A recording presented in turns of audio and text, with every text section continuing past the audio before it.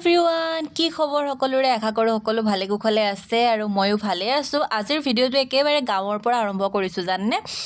মানে মই আছোঁ গাঁৱত আৰু ভাবিলোঁ আজি ইয়াৰ পৰা এটা ব্লগ বনোৱা যাওক। Welcome back to Janpriya blog. এয়া হৈছে নেমুৰ গছ। মই আচলতে মোৰ আন এটা চেনেলৰ বাবে ভিডিঅ' শ্বুট কৰি আছিলোঁ। তেতিয়া মই এইটো চেনেলৰ কাৰণে অকণমান ভিডিঅ' ৰাখি থৈ দিলোঁ। এয়া দেখিছেনে নেমুৰ গছ ইমান ধুনীয়া নহয়। মানে এই গছজোপা ইমান এটা ভাল হোৱা নাই, মানে পাতবোৰ শুকাই গৈছে আৰু বহুত গছ আছে। মানে গাঁৱত এই পৰিৱেশবোৰৰ কাৰণে আচলতে বৰ বেছি ভাল লাগে। এয়া নেমু দেখিছেনে ধুনীয়াকৈ লাগি আছে। মোক পিছে কাইটে বিন্ধিলে জানেনে, নেমুৰ কাইটবোৰ যে নহয় এনেকৈ মই চুই থাকোঁতে বিন্ধি দিলে। উপায় নাই আৰু বিন্ধিলে তেতিয়া বিন্ধিলে কি কৰিম আৰু, ইমান বেছি বিন্ধা নাই বাৰু। এয়া দেখিছেনে কিমান ধুনীয়া ডালে ডালে নেমু লাগি আছে। বৰ বেছি লোভ লাগিছে কাৰণ গুৱাহাটীত বহুত দাম দি নেমু কিনি খাওঁ। আমাৰ ঘৰতো আছে। আজি কিন্তু মই ঘৰত নাই দেই, বেলেগ এজেগাত আছোঁ। ক'ত আছোঁ জানেনে, মই আছোঁ শ্বুটিঙত। যিহেতু আমি শ্বৰ্ট ষ্টৰিবোৰ বনাই থাকোঁ, যিসকলে মোক চিনি পায় তেওঁলোকে গম পায়, গতিকে তাৰে শ্বুটিঙৰ কাৰণে আহিলোঁ।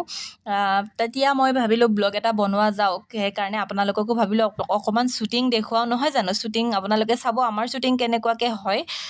সেইকাৰণে তাৰপাছত এয়া মই অকণমান বাহিৰৰ পৰিৱেশটো ল'বলৈ চেষ্টা কৰি আছিলোঁ। অকণমান মই আইলাইনাৰ কাজল কিবা কিবি লগাই লৈছোঁ। মই বৰ বেছি হেভি মেকআপ নকৰোঁ, মোৰ মানে মেকআপ লৈ বহুত অশান্তি লাগে, গতিকে মই হেভি মেকআপ নকৰোঁ, অকণমান মেকআপ কৰোঁ। শ্বুটিঙতো মই নৰ্মেলি সেনেকৈয়ে কৰোঁ।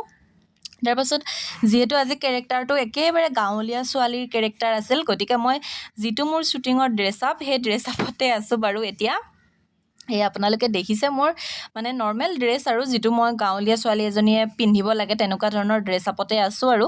তাৰপিছত মই আপোনালোকক পৰিৱেশটো দেখুৱাওঁ বুলি মানে অকণমান ভিডিঅ' কৰিলোঁ আৰু লগতে মই অকণমান খোজো কাঢ়ি আছোঁ দেই। মোৰ মানে অলপমান ৱেইটটো বাঢ়িছে। আপোনালোকে যিসকলে মোক আৰম্ভণিৰ পৰা চাই তেওঁলোকে নিশ্চয় গম পায় ৱেইটটো অকণমান বাঢ়িছে। সেইকাৰণে অকণমান খোজ কাঢ়োঁ, মানে যেতিয়াই সময় পাওঁ দেই, সেইকাৰণে ৰ'দতে অকণমান খোজকাঢ়ি আছোঁ। আৰু ৰুমৰ ভিতৰলৈ আহি গ'লোঁ। এয়া হৈছে বাইদেউৰ ঘৰতে আমাৰ শ্বুটিং কৰা হয়। আৰু আমাৰ শ্বুটিঙৰ কেমেৰামেন এতিয়ালৈকে আহি পোৱা নাই, সেইকাৰণে আমি ৰেডি হৈ বহি আছোঁ। এয়া হৈছে আমাৰ ডিৰেক্টৰ ছাৰ কাম এক্টৰ, চব ক'ব পাৰে আৰু আপোনালোকে, গোটেইখিনি তেখেতে কৰে, এডিটাৰ চব কৰে আৰু। বাকী আমি বহি আছিলোঁ।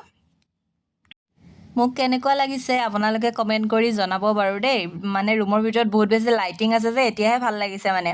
তাৰপাছত এয়া গধূলিৰ শ্বুট আছিল, সেইকাৰণে আউটডোৰ শ্বুটৰ বাবে আহি গ'লোঁ। আৰু মোৰ চশমাযোৰ দেখিছেনে। তাৰপাছত এয়া আমাৰ আজি ডিৰেক্টৰ ছাৰে কেমেৰা লৈ লৈছে, হাতত লৈ পেলাই গৈছে আৰু এইবিলাক শ্বুটিঙৰ ল'ৰা ছোৱালী। তাৰপাছত এয়া আহি গ'লোঁ শ্বুটিঙৰ জেগালৈ। আহি উঠি এয়া চব বহি আছে, এইফালে শ্বট লৈ আছে। মই বাৰু এইখিনি ইমানখিনি নকওঁ, আপোনালোকে ফিল্মখন মানে শ্বৰ্ট ফিল্মখন যেতিয়া ৰিলিজ হ'ব চাব পাৰে, প্ৰিয়ংকা প্ৰিয়ম বৰা বুলি, তাতে চাব পাৰে। আৰু আহি পালোঁ এতিয়া গুৱাহাটী আহি এইটো দেখিছেনে, যিখন ভৰলুত অভাৰব্ৰিজ বনাইছে তাৰ পৰা ইমান ধুনীয়া চিনাৰী এটা দেখা পায়। মানে গধূলিৰ যিটো সূৰ্য ডুব যোৱাৰ মানে চিন, এই সূৰ্য ডুব যোৱাৰ চিনটো ইমান ধুনীয়াকৈ দেখি পায়। আপোনালোকে দেখিছেনে, বহুত বেছি ভাল লগা হয় পৰিৱেশটো। একেবাৰে মানুহ ভৰ্তি হৈ থাকে, বিশেষকৈ কাপলছবোৰ ভৰ্তি হৈ থাকে। বহুত বেছি ধুনীয়া, মানে বহুত ধুনীয়াকৈ বনাইছে আৰু সেইকাৰণে মই অকণমান কেপচাৰ কৰি ৰাখি ল'লোঁ আৰু।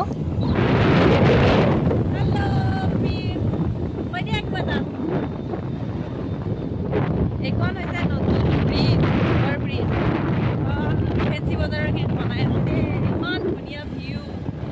মই বহুত কিবা কিবি কেপচাৰ কৰি লৈ আহিছোঁ, মানে সূৰ্য অস্ত যোৱা ধুনীয়া ভিউ এটা মই কেপচাৰ কৰি লৈ আহিছোঁ। হয়নে, কেনেকুৱা লাগিছে? তুমি বোবা নেকি? ভাল লাগিছে। অকণমান মানে কমকৈ কথা কয় আৰু মই অকণমান বেছিকৈ কথা কওঁ আৰু। কথা বেছিকৈ কয়, মোৰ আগত কয়, বেলেগৰ আগত নকয়। সেইটো অলপমান প্ৰব্লেম। আপোনালোকক মই আৰু এটা ইণ্টাৰেষ্টিং বস্তু দেখুৱাইছোঁ। তাৰপিছত আপোনালোকক আৰু এটা ইণ্টাৰেষ্টিং বস্তু দেখাওঁ।